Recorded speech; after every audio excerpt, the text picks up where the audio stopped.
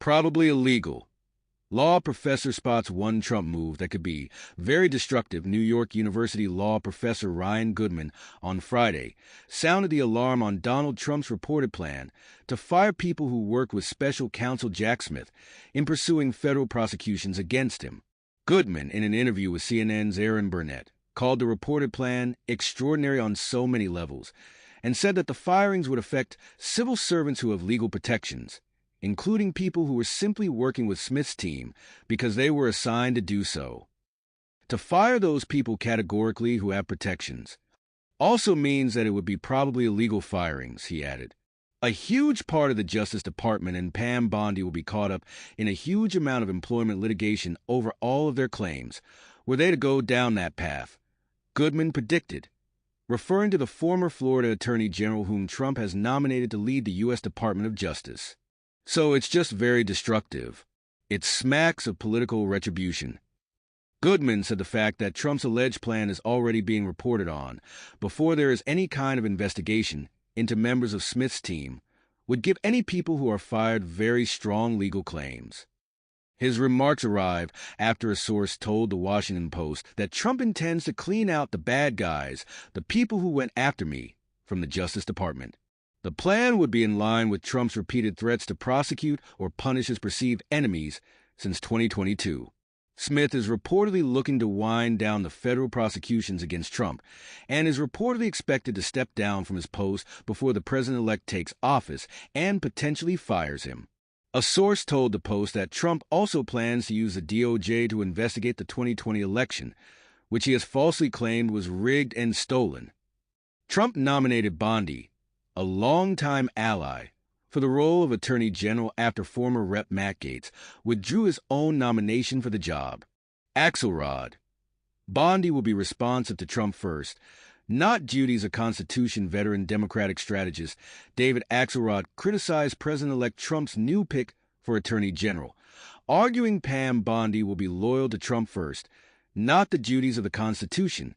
So, he gets in her what he wants, which is, he wants someone who will be responsive to him first, not the duties of the Attorney General or the Constitution, Axelrod said Thursday evening in an interview on CNN. He wants to have political control over the Justice Department, and she, to Scott's point, I think she's fully willing, able and capable of doing that, of putting a political functionary, who he trusts in that office.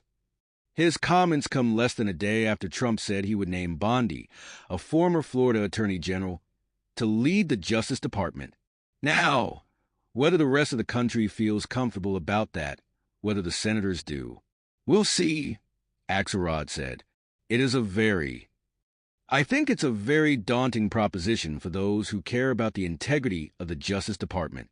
Trump initially announced former Rep. Matt Gaetz would be his Attorney General pick, but he withdrew Thursday after a week of headlines about his qualifications, years-long sexual misconduct scandals, and likelihood of passing Senate confirmation. Axelrod, who served as a senior advisor to former President Obama, said it was a good move to remove Gaetz from the nomination. Clearly, it was going to crash and burn, and he shouldn't have been there in the first place, he told CNN's Aaron Burnett on Outfront, calling it a horrific choice. Bondi, who served as Florida's top prosecutor from 2011 to 19, was also part of Trump's defense team when the then-president was facing his first impeachment.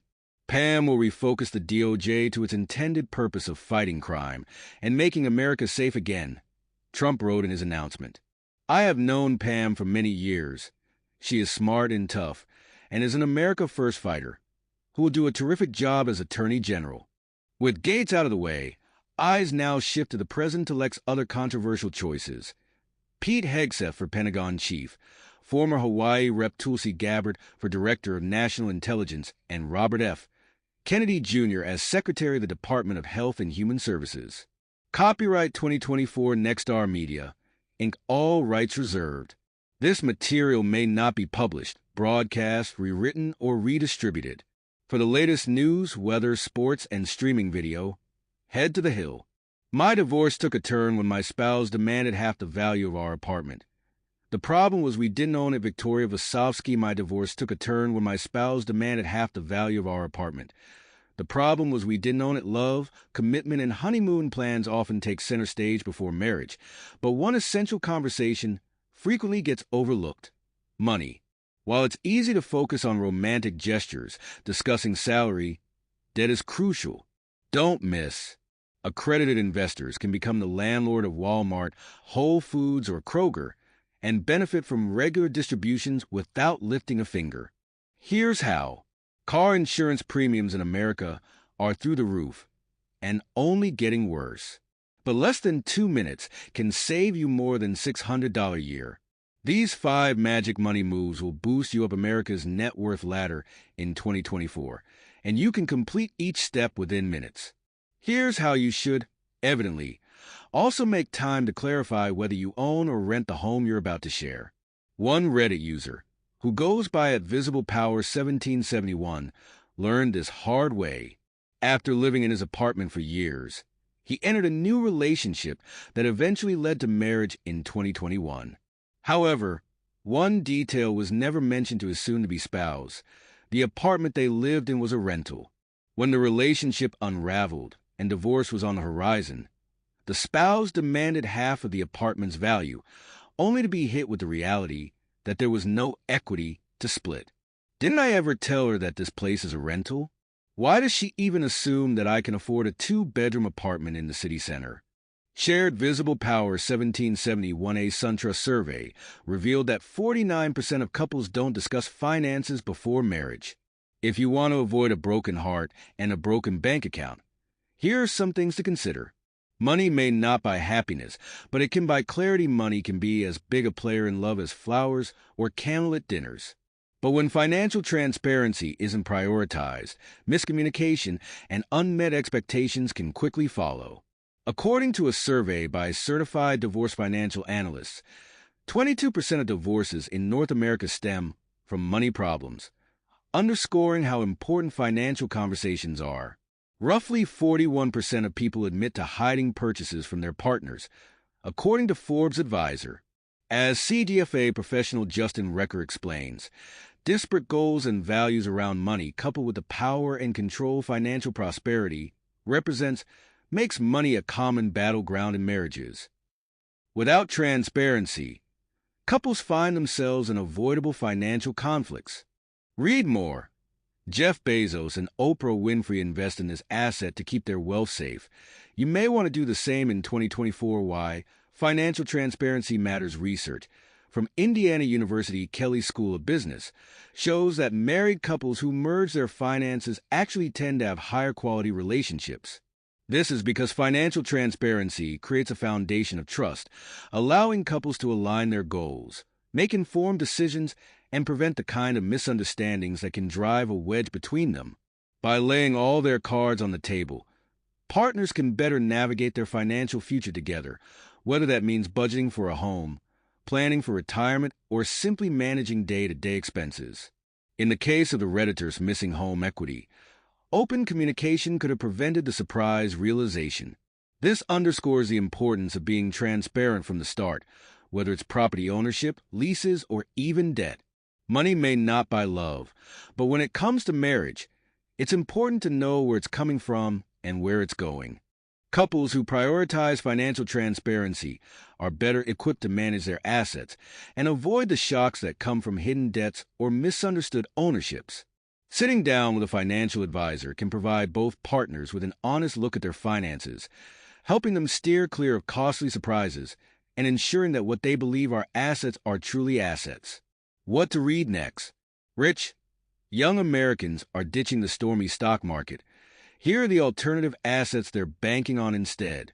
Cost of living in America is still out of control. Use these 3 real assets to protect your wealth today, no matter what the U.S. Fed does or says. Thanks to Jeff Bezos, you can now use $100 to cash in on prime real estate without the headache of being a landlord. Here's how this article provides information only and should not be construed as advice. It is provided without warranty of any kind. She was unusually frank in spelling out China's 4 red lines for the U.S., a clear warning for Trump's China hawks. Xi Jinping was unusually candid with Joe Biden in their last meeting as their country's leaders. She outlined China's red lines for the U.S., including the country's rights to development. Beijing was setting ground rules for the incoming Trump administration and its China hawks. China's leader, Xi Jinping, is gearing up for Trump 2.0 with some ground rules for the administration's China hawks. Last weekend, she met U.S. President Joe Biden at the 31st APEC Economic Leaders meeting in Lima, Peru. He told Washington not to cross for red lines, which analysts say is a clear message for the incoming Trump administration. The four hot-button issues are Taiwan, democracy and human rights, China's path and system, and the country's rights to development. These are the most important guardrails and safety nets for China-U.S. relations, she said, according to a readout from the Chinese Foreign Ministry. Xi's explicit message is notable because it appears to be the first time these red lines have been issued at the presidential level, said Igor Krestin, a managing director of global policy at the George W. Bush Institute, a think tank. This is an attempt to set the floor for U.S.-China relations in light of the uncertainty surrounding the second Trump administration, Krestin told Business Insider. To be sure, it's not the first time Beijing has mentioned red lines in diplomatic settings, and the four no-go zones are consistent with China's position on the issues. Its foreign minister, Wang Yi, has warned against crossing Beijing's red lines in the past.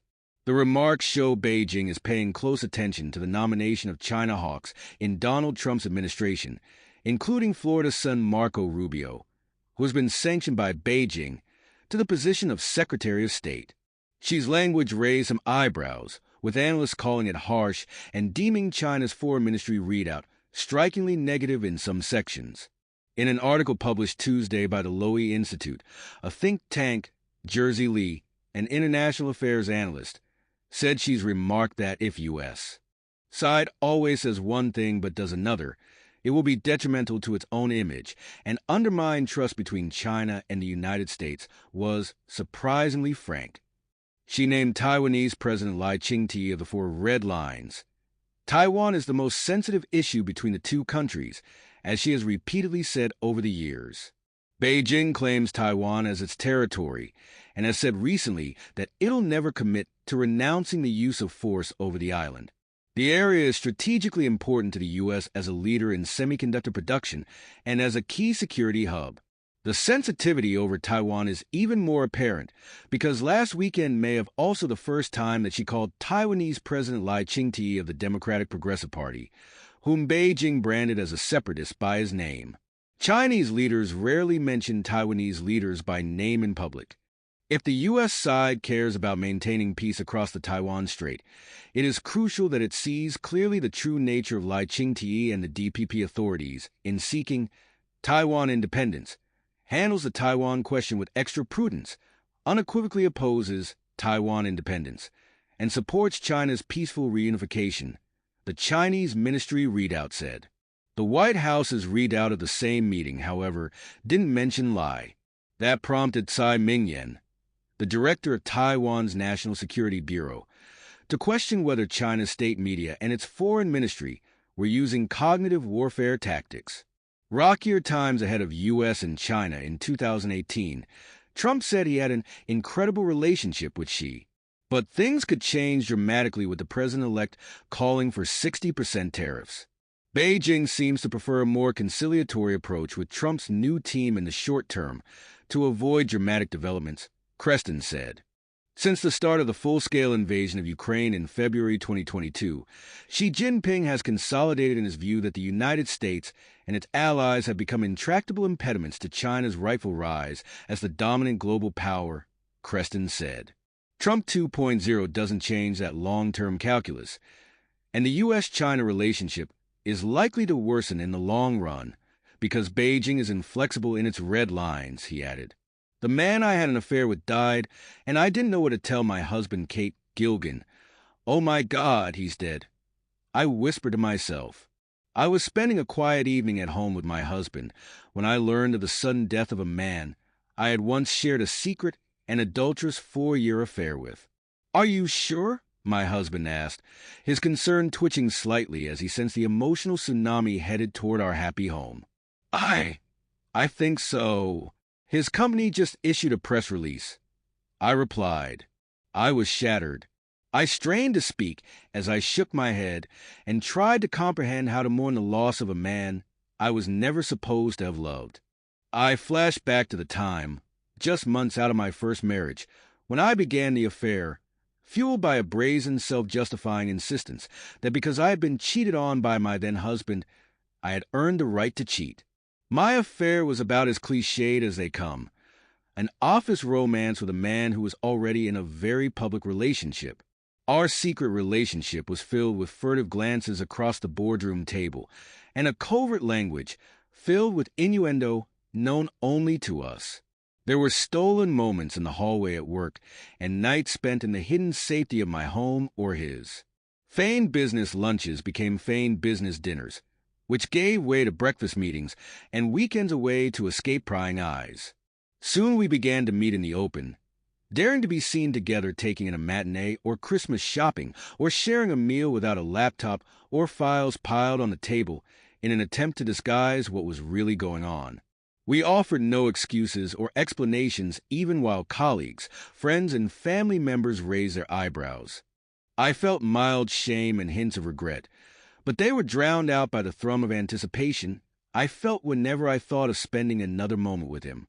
I don't really care if she knows about us, he said one night as we lay entwined in our wool socks and sweaters while watching a movie during the blustery romance of the first snowfall of the year. I wanted to believe him. I needed so much, too much, from him that it allowed me to ignore the calculating coldness of someone who could even say such a thing. Let's just wait and see how you feel when she really does know, I managed to reply. I moved gingerly between those statements of love and the gutting moments when I was alone and knew he was with her, when I was left with the simple fact that I was the other woman and a willing participant in this infidelity. Then one night, he called to tell me their relationship was over.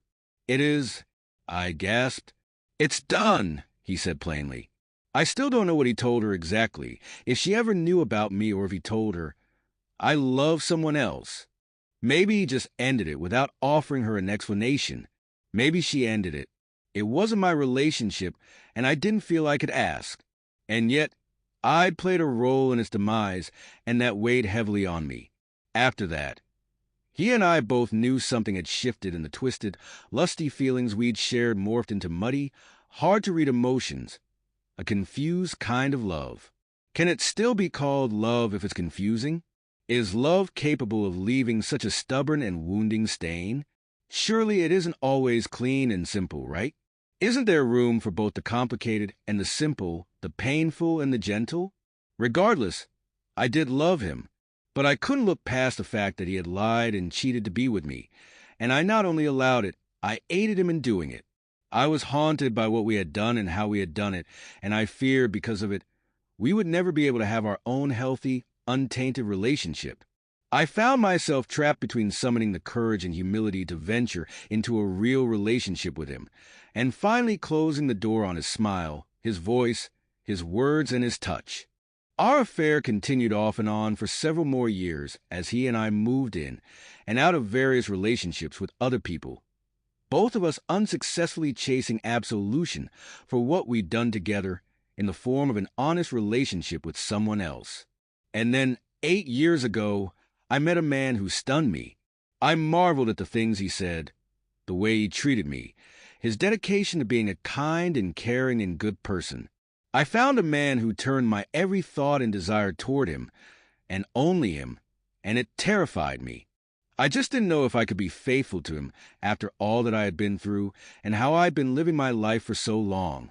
But the love I felt for this new man was so strong that I knew it was what I wanted, and I had to try to change my life. And I did. That amazing man became my husband, and I was completely honest with him about the years-long tryst I had taken part in. The affair was part of who I was, and I knew no other way to fully offer my heart to my new love than to share every part of me. That meant telling him about everything, even those shadowy corners in my heart that held space for another man.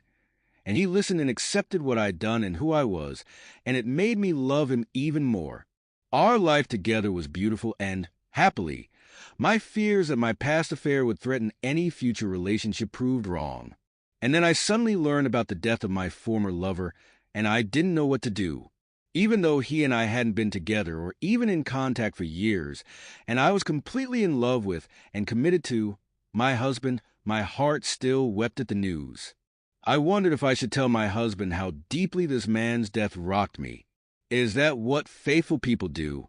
Does a wife tell her husband that she is mired in sorrow over the death of a past lover? It wasn't like I was going to sleep with the guy again. He was dead. But what did being overwhelmed by these feelings mean? Was I guilty of infidelity because I felt them? What exactly makes someone unfaithful anyway? Exhausted by my solitary and hidden grief, I asked a pastor friend for his thoughts, and he told me I was in the dark night of the soul. I'm just so confused, I told him. How do I get over something that I don't feel like I'm supposed to talk about, much less with my husband? Months went by, but my secret grief refused to dissipate, and I struggled to understand why I still felt the way I did, and why I felt it so strongly. Did it mean I was still in love with this other man, or worse, that I didn't love my husband? I found myself confessing what I was feeling to my favorite aunt.